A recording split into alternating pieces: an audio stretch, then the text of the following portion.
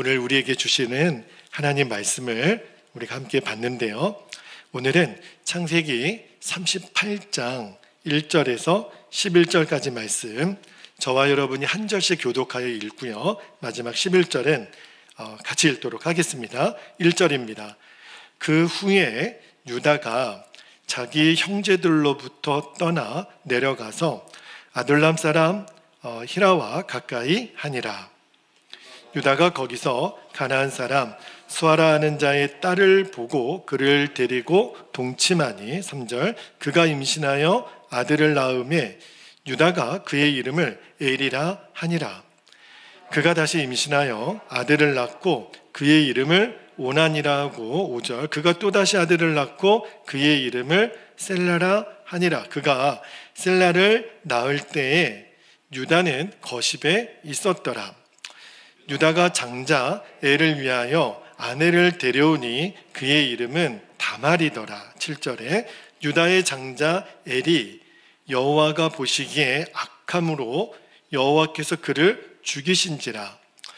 유다가 오난에게 이르되 내 형수에게로 들어가서 남편의 아우된 본분을 행하여 내 형을 위하여 씨가 있게 하라. 9절 오난이 그 씨가 자기 것이 되지 않을 줄 알므로 형수에게 들어갔을 때에 그의 형에게 씨를 주지 아니하려고 땅에 설정하매 그 일이 여호와 보시기에 악함으로 여호와께서 그도 죽이시니 11절 함께요.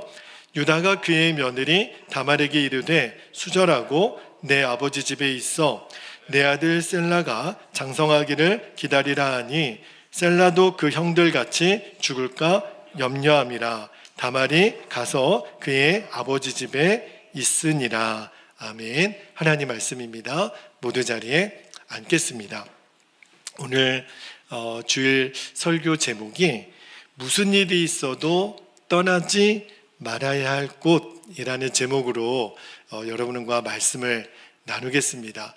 그 성경을 읽다 보면 모든 성경이 다 하나님의 뜻과 계획이 있어서 기록이 되었겠지만 제가 처음 창세기를 쭉 읽다가 이 창세기 38장에 와서는 고민이 되는 거예요. 이상하다. 왜 요셉의 이야기 중간에 갑자기 생뚱맞은 이야기가 기록이 되어 있지? 그리고 오늘부터 우리가 38장을 읽게 되는데 정말 막장 드라마에서나 나올 만한 이야기가 이 본문에 기록이 되어 있어요. 시아버지 유다와 며느리 다말 사이에 이게 근친상간이 있고 또 그로 인하여 예수님의 또 족보가 이루어지게 되니 참 난감한 이 해석하기가 어려운 본문이거든요. 그런데 제 생각에는 37장에서 39장으로 넘어가면 그냥 너무너무 스무스하게 잘 넘어갈 수 있는 본문인데 왜 하나님은 창세기 38장을 기록하셨을까?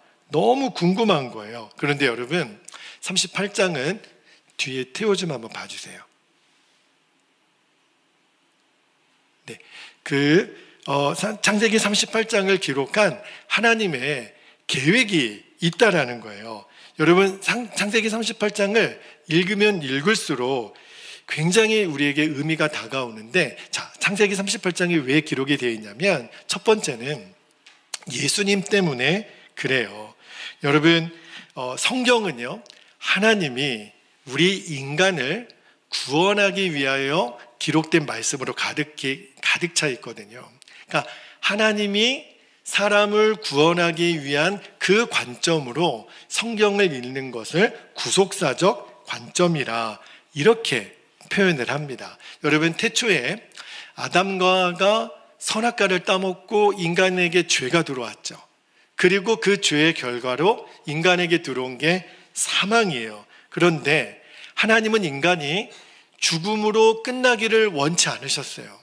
하나님의 그 놀라운 계획은 인간을 구원하기 위하여 하나님이 그 몇천 년 동안의 그 구원의 그 플랜을 어떻게 약속을 하셨냐면 자, 창세기 3장 15절 말씀을 한번 읽어드릴게요. 창세기 3장 15절에 보면 내가 너로, 이때 이제 이 뱀에게 하는 말이에요. 내가 너로 여자와 원수가 되게 하고 너의 원수도 여자의 후손과 원수가 되게 하리니 여자의 후손은 내 머리를 상하게 할 것이요 너는 그의 발꿈치를 상하게 할 것이니라 하시고, 여기서 여자의 후손이 누구죠? 바로 예수 그리스도예요. 여러분, 역사를 영어로 뭐라고 번역하는 줄 아십니까? 히스토리라고 그러죠. 그런데 그 히스토리를 역사로 번역하는데 히스토리가 his, 그의 스토리, 이야기예요. 그의 이야기가 역사입니다. 여러분, 구약 성경의 줄거리가 뭐죠? 하나님의 그 구원 계획을 이루실 예수 그리스도가 이 땅에 오실 것이다. 그게 구약 성경의 메시지예요. 신약 성경은요, 우리를 위하여 구원자의 이름이신 예수 그리스도가 이 땅에 오셨다. 그리고 지금 이제 하나님의 때와 그 시는 하나님만 알지만 그 구원의 이름이신 예수 그리스도가 다시 이 땅에 재림하실 것이다.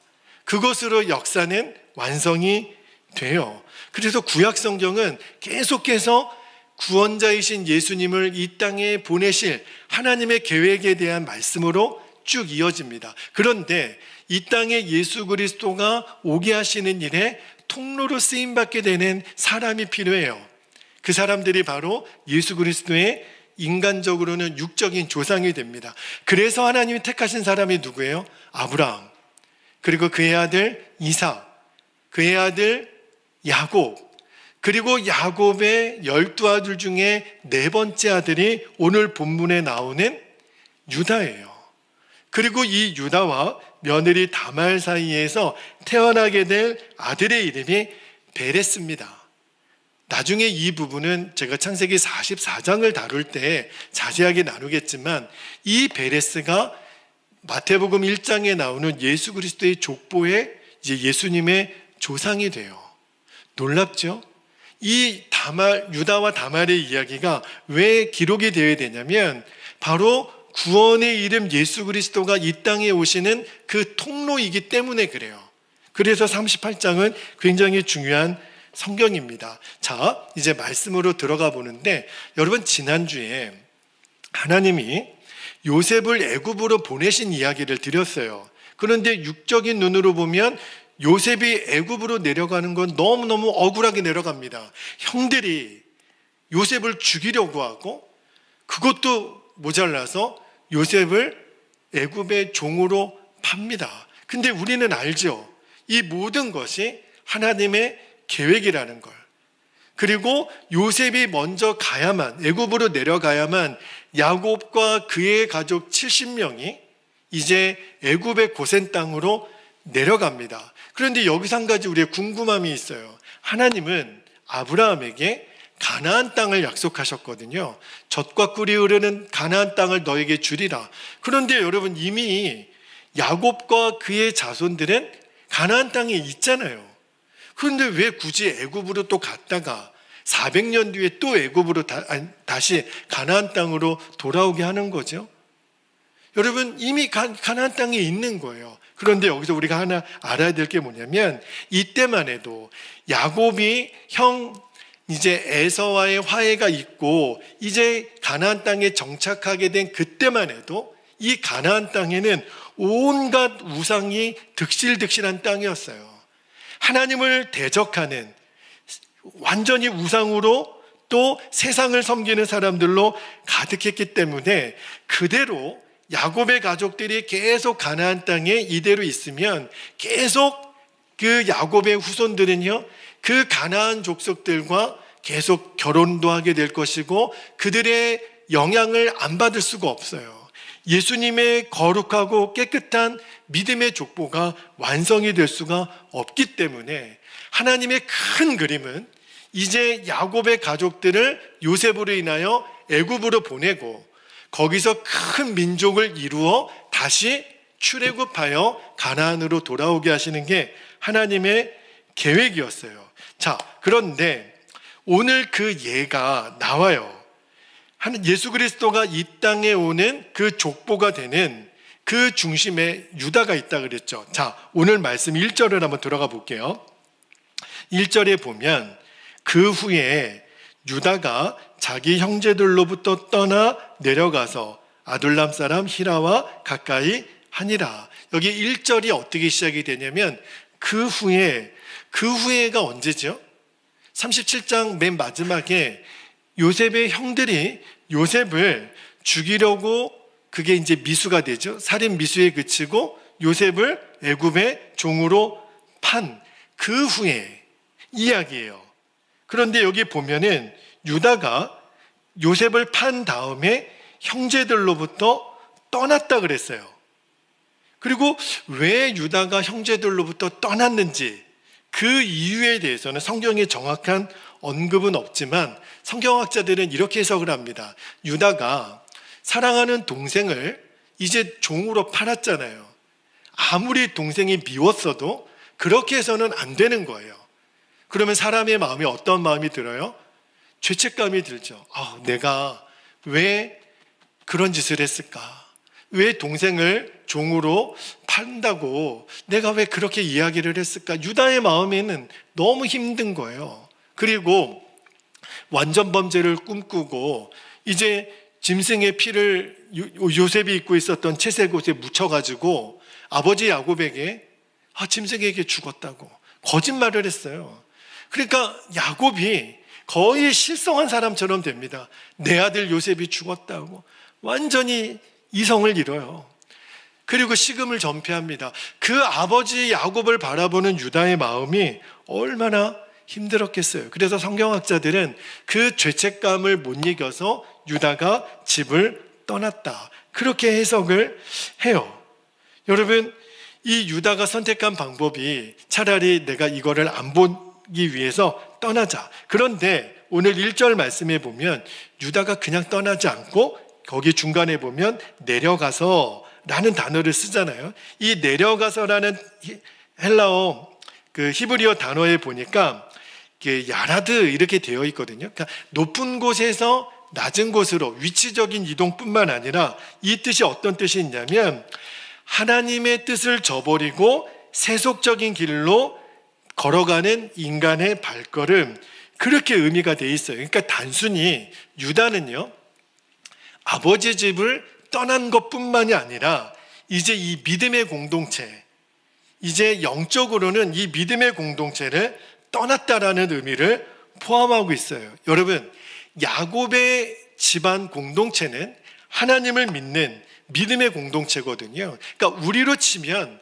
야곱의 집안 식구들은요, 구약의 교회인 거예요. 그러니까 이 유다가 형제들로부터 떠났다라는 것은 우리로 보면 믿음의 공동체인 교회를 떠났다라, 그 의미가 담겨져 있는 거예요. 그런데 유다는요, 내가 지은 죄 때문에 그 공동체를 떠났잖아요. 그 죄책감 때문에. 실제로 교회를 떠나는 성도들 중에 이런 유다와 같은 마음 때문에 떠나는 사람들이 있어요. 내가 이런 죄인인데, 내가 이런 죄를 저질렀는데 이 거룩한 성도들 무리 속에 내가 있는 것이 맞을까? 차라리 나 같은 사람은 교회 다니는 것보다 그냥 떠나는 게 낫겠다. 그 죄책감을 못 이겨서 교회를 떠나는 성도들이 실제로 있습니다. 그런데요, 여러분, 한 가지 아셔야 될 게, 내가 지은 죄 때문에, 그 마음의 가책 때문에 교회를 떠나는 분들은요, 실제로 예수님을 진짜 믿는 사람이에요. 왜냐하면 예수님을 진짜 믿지 않는다면 그런 마음의 가책조차도 느끼지 못합니다. 그래서 그 마음이 어떤 면에 있어서는 괴로운 거죠. 여러분, 예수 믿는 사람은요, 죄를 안 짓는 것보다 짓는 게 더 어려워요. 괴롭거든요, 죄를 지면. 그게 내 안에 계신 성령의 근심이에요. 그래서 예수님을 믿는 사람은 둘 중에 하나를 선택하는 거죠. 그 죄를 끊어버리든지 아니면 내가 이 공동체를 떠나든지. 근데 제일 좋은 선택은 죄를 끊어버리면 좋은 거죠. 그런데 너무 안타까운 것이 그 죄책감을 못 이겨서 교회를 떠나는 성도들이 있어요. 근데 어떻게 보면요, 죄를 지으면서도 아무렇지도 않게 교회에 있는 사람보다 더 양심적이지 않을까 하는 생각이 들 수 있어요. 그러니까 내가 교회를 떠나시는 분들이 그런 얘기를 하시더라고요. 내가 그래도 양심적인 사람입니다. 내가 그냥 이렇게 뭐 떳떳하게 내가 그냥 죄 짓고 그래서 내가 교회를 못 나갑니다. 이게 더 양심적이지 않을까? 그렇게 말하는 분을 제가 실제로 봤어요. 왜냐하면 아버지 집에 있는 요셉의 형들은요, 아버지한테 지금 거짓말하는 거잖아요. 요셉을 팔아놓고 지금 요셉이 죽었다고. 그 형제들보다 차라리 유다가 더 양심적이지 않을까? 그렇게 생각하는 분들이 있어요. 자, 또 하나, 우리 교회, 요즘 오늘날 교회 공동체의 아픔 중에 하나가, 교회를 목회하는 목사에게 있어서 제일 큰 아픔 중에 하나가, 교회를 떠나는 성도들 중에 이렇게 말하는 사람들이 있어요. 목사님, 저는 교회에 실망했습니다. 왜 그러신가요? 저는 교회 다니는 사람들이 위선자라고 생각합니다. 저렇게 죄를 짓고 있으면서도 그가 집사요, 권사요, 장로요, 이렇게 이름만 내세우고, 저는 저들이 이해가 안 됩니다. 너무 가증스럽습니다. 그래서 저는 교회를 떠나려고 합니다. 너무 마음이 아프더라고요. 일리는 있죠. 이렇게 이중인격자 같은 공동체에 있는 것보다 차라리 내가 혼자 신앙생활을 하는 게 낫겠다, 이렇게 말을 하시는 분들. 자, 교회를 떠나시는 성도들이 이 두 그룹 중에 하나예요. 내 스스로, 내 존재에 대한 너무너무 내 가책 때문에 교회를 떠나는 성도들, 다른 사람의 죄 때문에 교회를 떠나는 성도들이 있거든요. 그런데 여러분, 결론적으로 말씀을 드립니다. 어떠한 경우에도요, 믿음의 공동체인 교회를 떠나서는 안 됩니다. 만약에 내가 지은 죄 때문에 괴로울 때 있죠. 내가 너무, 아무리 생각해도 유다가 그랬거든요. 내가 차라리 집을 떠나는 게 낫지 않을까? 여러분, 아니에요. 그때요, 내가 교회를 떠날 생각을 하지 말고, 그때가 바로 예수님의 십자가 앞으로 나아갈 때예요. 여러분, 꼭 기억하셔야 돼요. 예수님이 왜 십자가에서 죽으신 거죠? 내 죄 때문에, 내가 지은 죄 때문에, 내가 앞으로 지을 모든 죄 때문에 예수님이 죽으신 거예요. 십자가에서.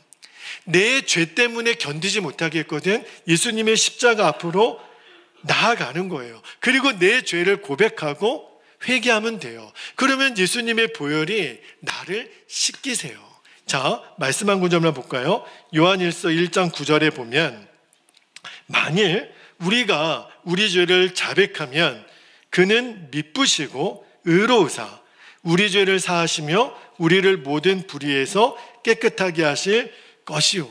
분명히 약속하셨어요. 자, 또 하나, 여러분, 교회 공동체의 어떤 누군가의 죄 때문에 실망해서 교회를 떠나시는 분들이 있다 그랬잖아요. 꼭 하나 기억해 주세요. 교회는요, 의인들의 공동체가 아니에요. 교회는 죄인들이 모인 곳이 교회예요. 여러분, 죄인들이 모인 곳이니까 얼마나 문제가 많겠어요. 그죠? 여러분, 문제가 없는 게 더 이상하지 않아요? 교회는 문제가 있는 게 맞아요. 여러분, 구약의 교회라고 일컬었던 야곱의 집안에도요, 얼마나 문제가 많았는 줄 아십니까? 완전히 문제투성이에요. 그런데 여러분, 놀라운 사실은 그럼에도 불구하고 이렇게 문제가 많은 야곱의 집안을 하나님은 택하세요.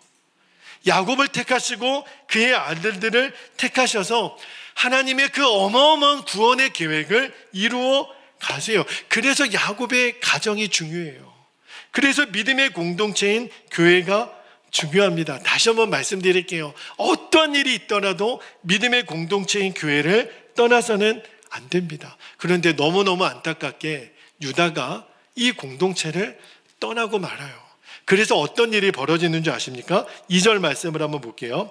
2절에 보니까 유다가 거기서 가나안 사람 수아라는 자의 딸을 보고 그를 데리고 동침하니, 그렇게 돼 있어요. 자, 여러분, 구약 성경은요, 그 하나님의 백성들이 그 결혼을 할 때 있잖아요. 굉장히 중요하게 다루었죠. 여러분, 아브라함이 아들 이삭을 결혼시킬 때에 얼마나 신중하고 중요하게 결정했는 줄 아시죠? 자기의 종을 굳이 자기가 사는 그 땅이 아니라 자기가 태어난 곳으로 보내요. 그래서 정말 심사숙고하고 또 숙고해서 그 엘리베셀이라고 하는 그 종이 얼마나 신실하게 기도해서 그 만난 처자가 누구예요? 리브가잖아요. 그래서 이삭이 리브가를 만나잖아요. 이삭도 그래요. 이삭도 쌍둥이 아들을 낳는데 에서는요, 자기 마음대로 가나안 여자를 만나서 결혼을 했어요. 안 되겠다. 야곱만큼은 그래서는 안 되겠다. 그래서 야곱을 어디로 보내요? 그 리브가의 오라버니 라반의 집으로 보내잖아요. 그래서 레아와 라헬을 야곱이 아내로 맡게 되잖아요. 그러니까 이 믿음의 조상들에게 있어서 믿음의 아내를 만나게 하는 일보다 더 중요한 일이 없어요. 자, 그런데 유다가요, 그 사실을 몰랐겠습니까? 그런데 이 믿음의 공동체를 떠났던 유다가 제일 먼저 했던 행동이 뭐예요? 그 가나안 땅에 있는 여인과 그냥 동침했다고 나왔어요. 결혼식도 했는지 모르겠어요. 그냥 아무 생각 없이 결혼이 얼마나 중요한데, 이 믿음에 가진 그 여인하고 결혼하는 게 얼마나 중요한데 유다가 아무 여자나 결혼해요. 이게 뭘 말하는 거냐면 지금 유다는요, 거의 지금 가나안 사람하고 똑같이 돼 있어요. 가나안 사람하고 어울려 살다 보니까 그게 너무 자연스러워진 거죠. 여러분, 물론 사람은 혼자 살 수는 없어요. 사람은 반드시 다른 사람과 어울려 살 수밖에 없습니다. 그런데 여러분 꼭 기억하셔야 돼요. 만약에 우리가 믿음의 공동체를 떠나잖아요. 그러면 우리는 결국 세상 사람들과 어울려 살겠죠. 그러면 세상으로부터 영향을 받을 수밖에 없어요. 그러면 더 이상 하나님의 백성과 세상 사람들과의 구별이 없어집니다. 하나님은 우리를 빛과 소금으로 부르셨는데 그 사명을 잃어버리고 말아요. 그게 무섭습니다. 교회 공동체요, 문제 많습니다. 우리 자신이 죄인이니까요. 그런데 예수님을 주님으로 고백하는 이 믿음의 공동체 안에는 세상에는 없는 하나님의 선물이 하나 있어요. 그게 뭔지 아십니까? 여러분, 교회가 문제가 많고 교회 다니는 성도들 안에도 죄가 있지만 그래도 주님은 예수님을 구주로 고백하는 이 교회 공동체 안에 이 죄인들을 용서하시는 십자가의 은혜가 있어요. 교회에는 세상에 없는 하나 선물이 있는데 그게 바로 하나님의 은혜예요. 여러분, 이게 너무너무 소중한 겁니다. 오늘 말씀에 6절하고 7절 말씀을 볼까요? 6절 7절에 보면 유다가 장자 엘을 위하여 아내를 데려오니 그의 이름이 누구라 그랬죠? 다말이더라. 7절에 유다의 장자 엘이 여호와 보시기에 악함으로 여호와께서 그를 죽이신지라. 여러분, 유다는요, 그래도 일말의 양심 있는 사람이에요. 왜냐하면 하나님의 사람이니까요. 그래서 내가 요셉을 판 것으로 인하여 그 죄책감 때문에 공동체를 떠났지만 유다는 그래도 하나님을 믿는 사람들이었거든요. 그런데 문제가 생깁니다. 이 유다의 아들들이 그렇지 않은 거예요. 유다의 아들들은 성경에 어떤 맥락도 없이 하나님이 그냥 죽여버리세요. 결혼한 사람 이름만 나오고 얼마나 여호와 보시기에 악을 행했으면 하나님이 죽여버립니다. 그 말은 뭘 말하냐면 이 유다의 아들 엘 있죠. 그리고 오난, 이 두 아들들은요, 완전히 가나안 사람이에요. 아버지 유다는 그래도 양심이 있고 하나님을 믿는 사람의 흔적이 있지만 이 아들들 때에서는 완전히 가나안 사람. 하나님이 얼마나 그들이 악행을 했는지 그냥 죽여버리시잖아요. 물론 악하기로 치면 야곱의 아들들도 뒤지지 않아요. 여러분, 자신의 누이를 더럽혔다고 해서 세겜을 세겜의 그 족속을 얼마나 잔인하게 죽입니까? 그리고 학살하잖아요. 그리고 여러분, 야곱의 큰아들 루벤은요, 아버지 야곱의 첩과 간음을 해요. 그리고 우리가 지난주에도 봤지만 세상의 동생을 죽이려고 하고 노예로 팔잖아요. 여러분, 야곱의 아들들도 문제 엄청 많습니다. 그런데 성경을 보면 하나님은 야곱의 아들들은 죽이지 않으세요. 그런데 오늘 본문에 유다의 장자 엘은 죽이시잖아요. 얼마나 악을 행했으면 그렇게 하셨을까? 그런데 저는 오늘 메시지의 핵심이기도 하지만 이 문제, 왜 똑같은 잘못이 있는데도 야곱과 그의 아들들은 살려두시고 유다의 아들들은 죽이셨을까? 저는요, 이 문제를 공동체의 문제에서 찾아야 한다고 생각이 드는 거예요. 잘 보세요. 야곱의 아들들이 무서운 죄를 저질렀지만 하나님이 살려두신 이유가 있어요. 그게 뭐냐면 아버지 야곱의 집에 머물러 있었기 때문에 그래요. 여러분, 아까 그랬지요. 이 야곱의 집이 구약, 오늘날로 치면 구약의 교회예요. 다시 말하면 여전히 하나님의 은혜가 머물러 있는 곳, 그곳이 야곱의 집이었고요. 그게 바로 교회예요.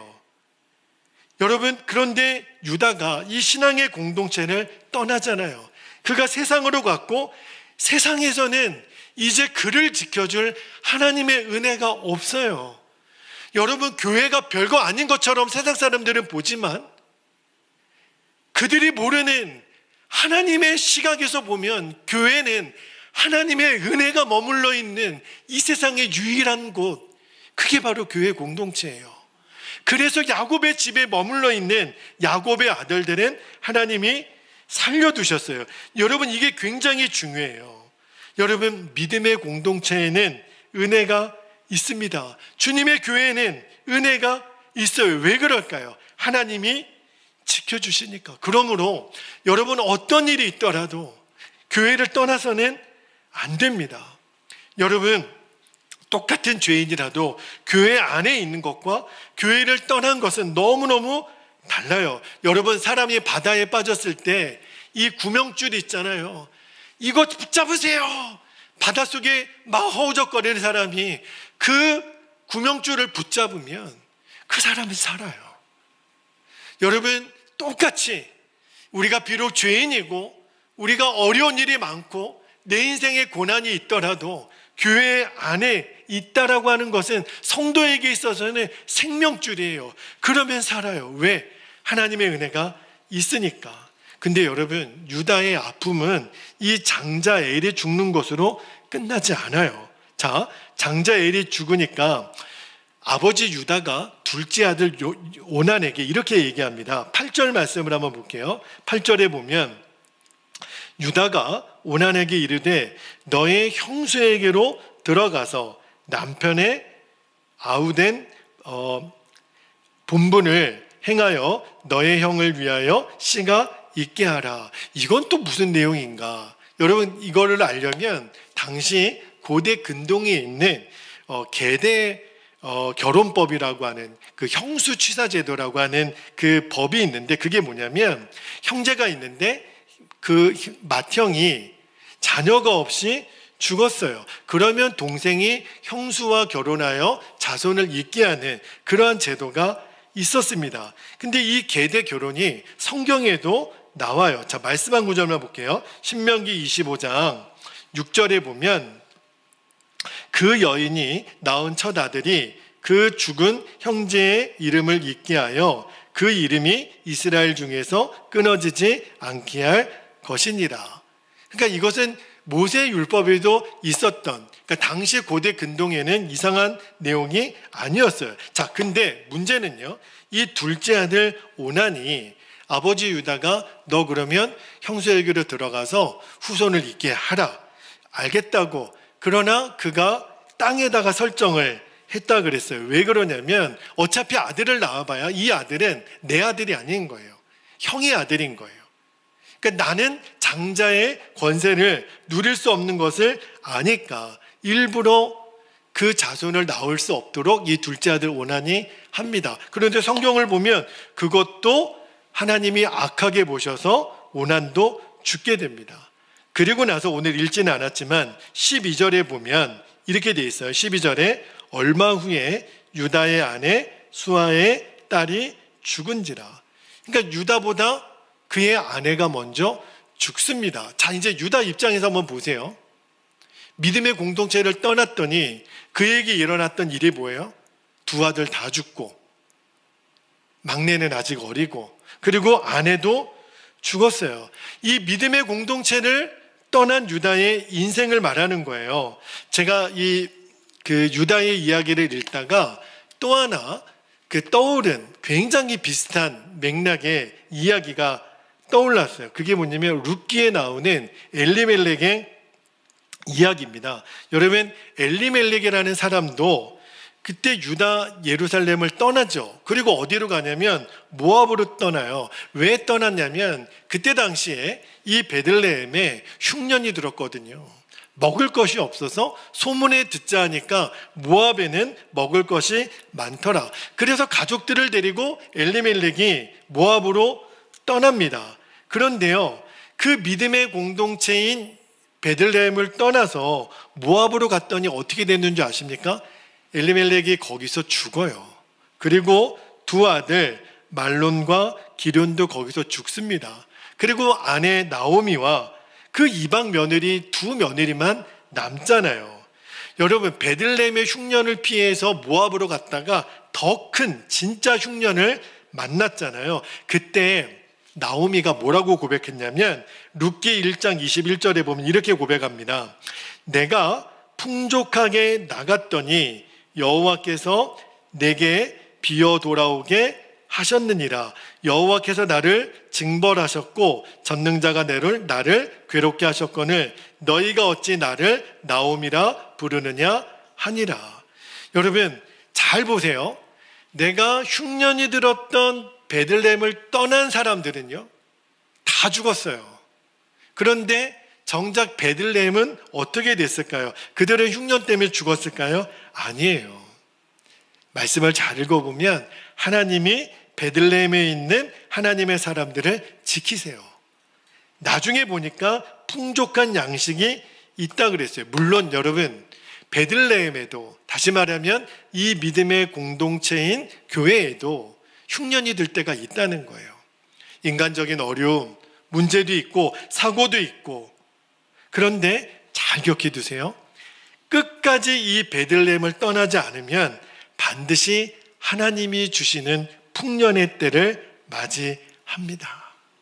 우리들의 인생에 나는 왜 이렇게 늘 흉년일까? 여러분, 그런 분들 계시죠? 나는 왜 이렇게 괴롭지? 내 인생은 왜 이렇게 늘 부족하지? 우리 가정은, 우리 교회는 그럴 수 있어요. 여러분, 우리 인생에 흉년이 될 때가 있어요. 그런데 여러분 꼭 명심하셔야 돼요. 그때 내가 베들레헴에 머물러 있으면, 끝까지 이 믿음의 공동체 안에 머물러 있으면 그 흉년의 때는 지나갑니다. 하나님이 반드시 예비하신 풍년의 때를 맞이해요. 여러분, 믿음의 공동체를 떠난 그 나오미 인생에 진짜 흉년이 왔지만, 그러나 나오미의 인생을 룻기를 잘 읽어보면 흉년으로 끝나지 않아요. 그의 인생에 풍년이 다시 찾아옵니다. 이유는요, 다시 유대 베들레헴으로 돌아온 거예요. 믿음의 공동체로 돌아온 거예요. 근데 그때요, 누가 따라오냐면 며느리 모압 여인 룻이 따라와요. 기가 막힌 사실은 그 룻이 나중에 예수님의 족보에 오르는 예수님의 조상이 됩니다. 너무너무 놀랍죠. 이 믿음의 공동체 안으로 돌아오고 나니까 다시 살아나요. 여러분, 무슨 일이 있어도 절대 우리가 떠나지 않아야 될 곳이 있는데 그게 바로 믿음의 공동체예요. 여러분, 믿음의 공동체를 떠난 유다의 인생도 흉년이 왔잖아요. 두 아들도 죽고 아내도 죽고. 그러나 유다의 인생도 이대로 끝나지 않아요. 이 창세기 38장에는 정말 너무너무 엄청난 어처구니 없는 일이 있지만 결국에는 유다가 다시 아버지 야곱의 집으로 돌아옵니다. 나오미가 유다 공동체로 돌아와서 그가 풍년을 맞이했던 것처럼 유다도 아버지 야곱의 집으로 돌아와요. 믿음의 공동체로 돌아와요. 그리고 하나님의 은혜로 돌아온 이 유다에게 새로운 인생이 시작이 되고요. 결국은 이 유다를 통하여 예수님의 족보가 완성이 됩니다. 이 이야기는 제가 창세기 44장에 가면 유다에 대한 이야기가 자세히 나오기 때문에 그때 다시 한번 여러분과 좀 나눌 기회가 있을 거예요. 자, 이제 오늘 말씀을 마무리하겠습니다. 여러분, 창세기 38장 이 1절에서 11절까지 첫 부분을 읽을 때 여러분들이 꼭 기억하실 것이 이것이 믿음의 공동체가 얼마나 중요한가를 하나님 가르쳐 주시는 거구나. 꼭 기억하셔야 돼요. 무슨 일이 있더라도 믿음의 공동체를 떠나서는 안 됩니다. 우리들의 인생에 흉년이 오죠. 어려움이 오죠. 그러나 그럼에도 불구하고 절대로 이 믿음의 공동체를 떠나지 않으면 여러분 죽지 않아요. 왜 그런 줄 아십니까? 하나님의 은혜가 머물러 있기 때문에 그래요. 하나님의 은혜는 부족하지 않아요. 하나님의 은혜는 저와 여러분을 살려내세요. 절대 우리 죽지 않습니다. 하나님이 지키십니다. 하나님이 우리를 보호하세요. 하나님의 특별한 보호의 은혜가 있기 때문에 우리는 절대로 무너지지 않아요. 여러분의 개인의 인생에도 우리 가정에도 교회에도 흉년이 될 때가 있어요. 정말 내가 오늘 이렇게 예배하지만 우리들 마음에 어떤 때는 막 이 공동체를 떠나고 싶은 그런 마음이 들 때가 있어요. 내가 지은 죄 때문에도 그렇고 실망스러운 일 때문에도 그렇고. 그러나 어떤 일이 있더라도 믿음의 공동체를 떠나면 안 됩니다. 그러면 이 유다처럼 마귀가 쓰는 각본대로 흘러가고 말아요. 다시 한번 여러분에게 제가 드릴 수 있는 저의 정말 간절한 마음으로 여러분을 축복합니다. 이곳이 생명샘이 있는 거예요. 이곳에 하나님의 은혜가 있기 때문에 여러분은 반드시 살아납니다. 여러분, 그래서 하나님이 우리에게 믿음의 공동체인 교회를 주신 거예요. 끝까지 여러분 어떤 때는 버티고 있는다라는 표현도 맞을지도 모르겠어요. 그러나 이 믿음의 자리를 끝까지 지키면 하나님이 반드시 저와 여러분에게 풍년의 때를 주세요. 그 은혜가 여러분에게 충만하시기를 축복합니다. 이제 우리 함께 기도하겠습니다. 오늘 주신 말씀을 붙들고 기도할 때 두 가지 기도 제목을 여러분과 좀 나누고 우리가 기도하겠습니다. 첫 번째는 무슨 일이 있더라도 믿음의 공동체를 떠나는 일이 없도록 인도하여 주옵소서. 여러분, 다시 예배를 붙드셔야 돼요. 다시 기도를 붙드시고 다시 말씀을 붙드셔야 돼요. 두 번째, 하나님의 은혜가 머무는 교회 공동체를 통해 하나님이 예비하신 풍년의 기쁨을 함께 누리게 하옵소서. 여러분, 이 은혜를 한 사람도 빠짐없이 다 누리게 해주실 거예요. 주님이 역사하실 것입니다. 그 주님을 신뢰하십시오. 그 주님을 우리가 붙드시기를 바랍니다. 우리 두 가지 기도 제목을 붙잡고 우리 주님의 이름을 간절히 부르신 후에 통성으로 기도하겠습니다. 주여